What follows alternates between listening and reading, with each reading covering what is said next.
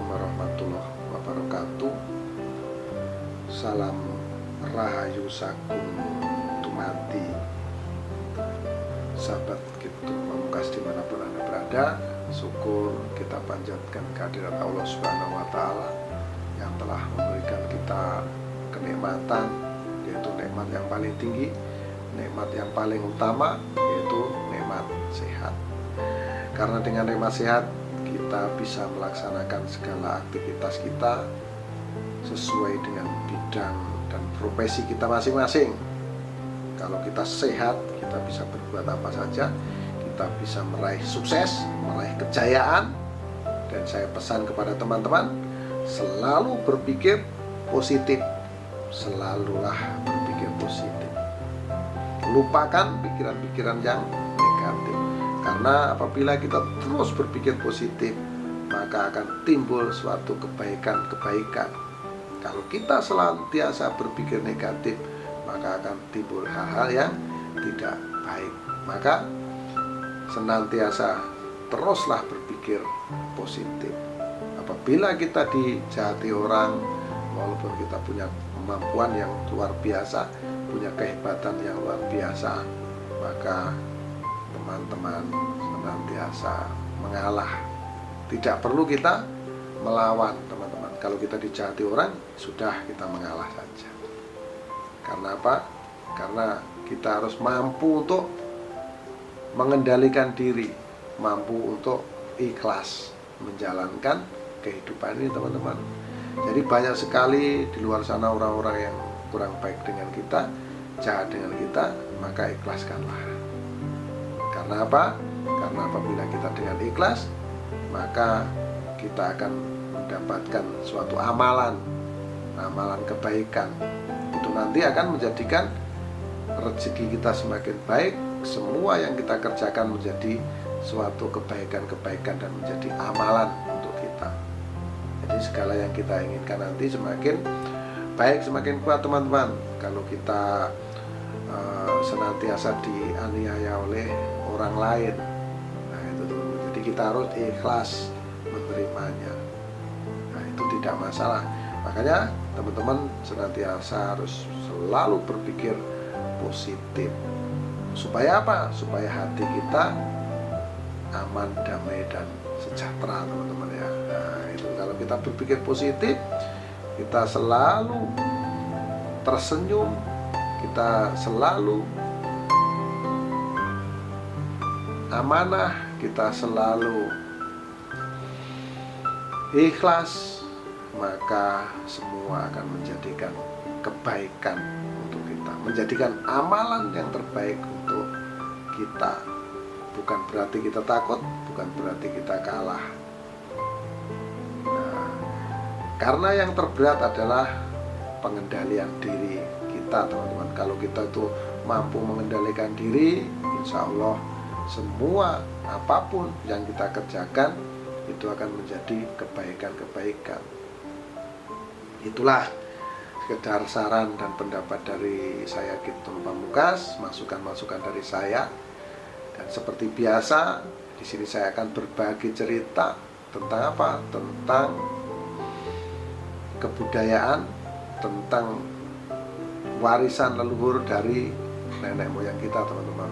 Nah, kali ini saya memegang satu kotak ini ya, satu kotak. Ini pecah, teman-teman ya, kotaknya ini pecah. Teman bisa lihat ya. Di sini ini pecah. Saya nggak tahu ini panas atau gimana, nih retak seperti ini, teman-teman. Nah, mungkin teman-teman penasaran ini apa ini di dalam kotaknya, teman-teman. Saya akan tunjukkan kepada sahabat. Di sini saya memiliki satu bentuk perwujudan yang boleh dibilang ini menyeramkan, namun ini sudah menjadi batu, teman-teman ya. Ini menjadi batu, yaitu satu bentuk bayi bajang nih, sahabat Gitu Pamungkas. Ini adalah bayi bajang, perwujudannya seperti ini. Ini bukan jenglot ya, sahabat ya. Nah ini ya, ini bentuknya seperti ini, serem. Ini bukan jenglot, sekali lagi ini adalah bayi bajang, karena ini beda ya sahabat ya. Ini sahabat Kitron Pamungkas, ini kepalanya sudah seperti tengkorak, ini saya paskan nih. Nah ini biar fokus. Nah, seperti ini teman-teman, ini bentuknya menyeramkan. Dan kalau saya pegang ini ya, ini biasanya sampai berapa hari itu terus teringat itu teman-teman, terus mengingatnya. Inilah satu perwujudan bayi bajang teman-teman. Ini ada tengkoraknya seperti ini. Nah, saya rasa udah jelas ya. Tangannya seperti ini. Ini sekali lagi ini bukan jenglot ya, bukan jenglot atau batara karang. Ini bayi bajang teman-teman. Nah, jadi ada perbedaan. Ini saya simpan dulu ya, karena terasa panas wajah saya ya sahabat Kitron Pamungkas. Kalau lama-lama saya pegang benda tersebut, ini jarang saya keluarkan. Ini saya keluarkan untuk berbagi informasi aja kepada sahabat Kitron Pamungkas, untuk berbagi pengetahuan. Di samping manusia ini tinggal di muka bumi, ini ada makhluk-makhluk lain yang tinggal juga, seperti binatang, bangsa jin, bangsa setan, dan lain-lain teman-teman, tumbuhan. Jadi semua tersebut atas izin dan kehendak Gusti Allah. Semua adalah ciptaan dari Gusti Allah. Seperti halnya yang saya pegang tadi adalah bayi bajang. Konon benda tersebut untuk mencari kekayaan teman-teman. Jadi untuk biasanya seorang pemuja harta, pemuja kekayaan, ini difungsikan, maksudnya digunakan atau boleh dibilang disalahgunakan itu untuk mencari harta yang cepat gitu teman-teman ya. Ini bayi bajang, batara karang atau jenglot. Tapi ini sebetulnya lebih spesial kalau boleh saya sampaikan kepada sahabat Kitron Pamungkas. Tempo hari saya pernah bercerita tentang jenglot dan batara karang.